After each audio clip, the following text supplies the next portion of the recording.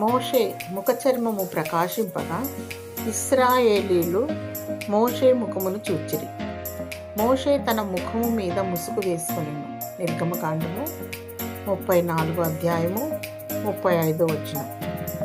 40 రాత్రింబవళ్ళు దైవజనుడగు మోషే సీనాయి పర్వతమందు దేవునితో గడిపిన తరువాత క్రిందకు దిగివచ్చాను. అప్పుడు అతని ముఖము ప్రకాశించుచుండెను. ప్రజలు తేజస్సును చూడలేకపోయిరి కనుక మోషే ముఖమునకు ముసుగు వేసుకొనెను. దేవుని బిడ్డ, నీ ప్రార్థనా జీవితము నిన్ను ప్రకాశింపచేయును.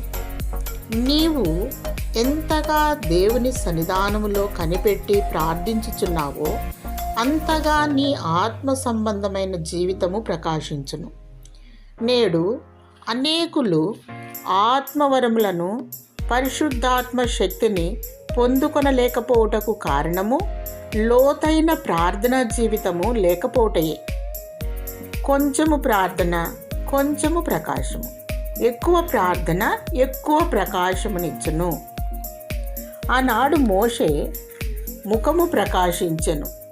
రూపాంతర కొండలో క్రీస్తు ముఖము ప్రకాశించెను. మొదటి హతసాక్షిగా మరణించిన స్టెఫను ముఖము ప్రకాశించెను. ఈ ముగ్గురు జీవిత విశేషాలు మనకు తెలుసు.